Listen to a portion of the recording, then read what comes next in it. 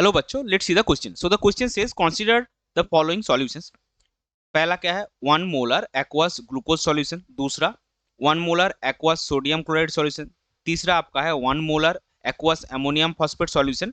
और चौथा आपका है 1 molar benzoic acid in benzene. So select the correct statement for the above solutions. Option A क्या है हमारे पास, all are isotonic solutions. Option B 3 is hypertonic of 1 2 and 4। Option C 4 is hypotonic of 1 2 and 3, and option D 2 is hypotonic of 3 but hypertonic of 1 and 4। तो चलिए सबसे पहले देखते हैं इस क्वेश्चन का की कॉन्सेप्ट क्या है। इस क्वेश्चन का की कॉन्सेप्ट है ऑस्मोटिक प्रेशर।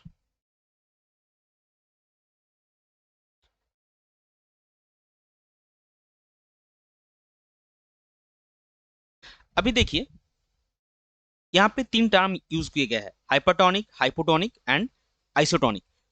इसको हम सबसे पहले एक्सप्लेन करेंगे। मान लीजिए आपका एक सॉल्यूशन है ए, दूसरा सॉल्यूशन है बी, और ए का ऑस्मोटिक प्रेशर है आपका पाई ए, बी का ऑस्मोटिक प्रेशर है आपका पाई बी।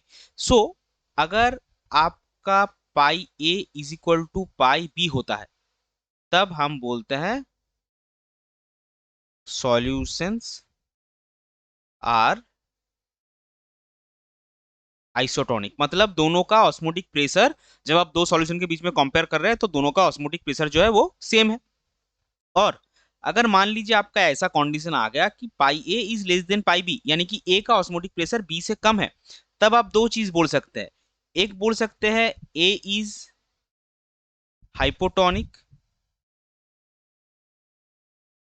ऑफ बी, या फिर आप बोल सकते हैं बी का ऑस्मोटिक प्रेशर ज्यादा है तो इसीलिए बी इज हाइपरटोनिक ऑफ ए। तो बेसिकली क्या है, अगर दोनों सॉल्यूशन का ऑस्मोटिक प्रेशर आपका सेम है तो वो दोनों आइसोटोनिक है, और अगर दोनों का सेम नहीं है तो जिसका ऑस्मोटिक प्रेशर कम है वो दूसरे के रिस्पेक्ट में हाइपोटोनिक है, और जिसका ज्यादा है वो दूसरे के रिस्पेक्ट में हाइपरटोनिक है। अभी देखिए अभी पाई हमको कैसे मिलता है, अगर हम वेंटो फैक्ट देखिए यहाँ पे जो स्पीसीज हमको गिवन है, ग्लूकोज वो नॉन इलेक्ट्रोलाइट है, लेकिन सोडियम क्लोराइड NaCl इलेक्ट्रोलाइट है, अमोनियम फॉस्फेट इलेक्ट्रोलाइट है। तो यहाँ पे हम पाई का फॉर्मूला यूज करेंगे, pi is equal to CRT, osmotic pressure आपको वेंटो फैक्टर के साथ हम फॉर्मूला यूज करेंगे। और अगर आप अच्छे से देखें तो टेम्परेचर सबका सेम है, आर तो कांस्टेंट है, और सी का जो वैल्यू है वो सारे सॉल्यूशन के लिए 1 मोलर गिवन है। बेसिकली इससे हमको मिलेगा क्या, इससे हमको मिलेगा पाई इज प्रोपोर्शनल टू आई। इसका मतलब क्या, पाई आई के ऊपर डिपेंड करेगा, जिसका आई ज्यादा उसका पाई ज्यादा, जिसका आई कम उसका पाई कम। अभी हम जितने भी सॉल्यूशन है सबके लिए आपका आई का वैल्यू कैलकुलेट करेंगे। तो सबसे पहले देखिए क्या है 1 मोलर। सबसे पहले हमारे पास जो पहला है 1 मोलर ग्लूकोज। अभी ग्लूकोज क्या है, ग्लूकोज आपका नॉन इलेक्ट्रोलाइट है। नॉन इलेक्ट्रोलाइट अगर है तो उसके लिए आई का वैल्यू हमेशा 1 होता है। अभी दूसरे चलिए, दूसरे में हमारे पास क्या है, सोडियम क्लोराइड। सोडियम क्लोराइड यानी कि ये आपका है क्या, NaCl। और NaCl डिसोसिएट कैसे करता है, ये स्ट्रॉन्ग इलेक्ट्रोलाइट है, डिसोसिएट करेगा Na plus plus Cl minus. तो इसके लिए आपका आएगा N is equal to number of ions produced upon dissociation. ये कितना आएगा, ये आएगा 2। सो स्ट्रॉन्ग इलेक्ट्रोलाइट जिसका 100% डिसोसिएशन होता है, अगर हमको यहाँ पे अल्फा नहीं दिया तो हमको पकड़ना यही है कि डिसोसिएशन जो है 100% हुआ है, तो उसके लिए आई इज इक्वल टू क्या होता है, is equal to N is equal to 2।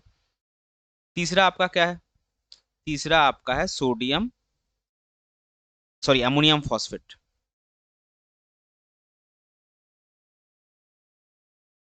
Ammonium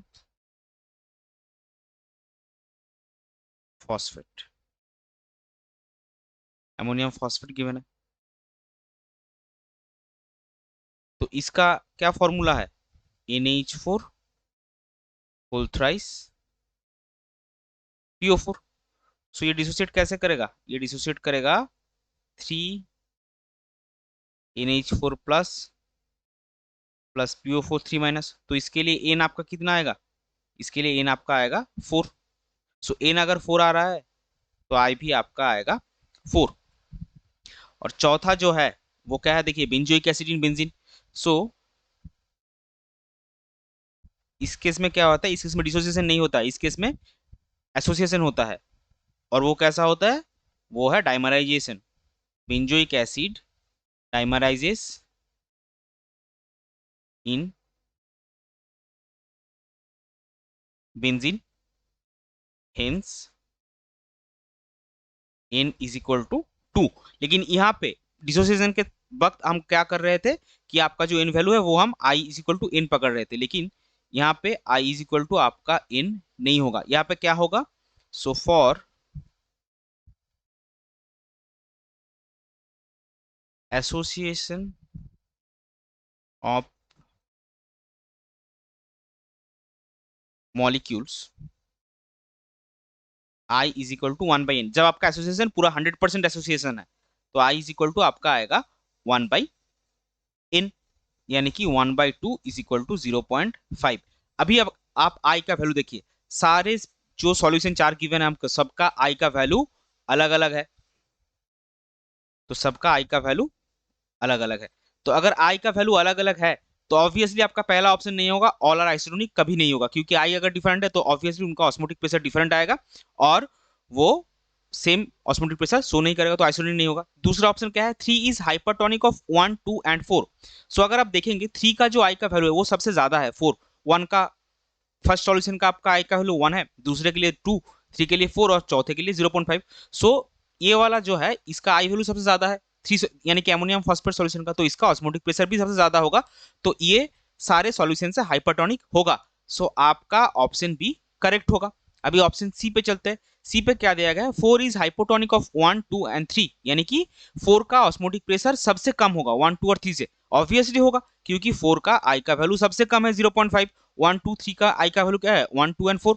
सो 4 यानी कि बेंजोइक एसिड इन बेंजीन जो सॉल्यूशन है उसका ऑस्मोटिक i का वैल्यू सबसे कम है, तो ऑब्वियसली उसका ऑस्मोटिक प्रेशर सबसे कम होगा, वो बाकी तीन सॉल्यूशन से आपका हाइपरटोनिक होगा। तो यहाँ पे आपका सी भी करेक्ट हो जाएगा।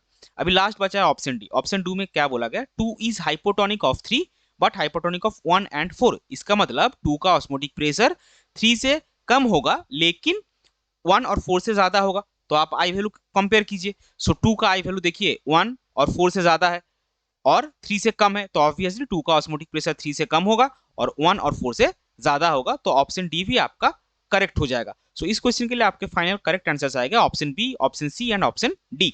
आई hope you understood it well. Best of luck. Thank you.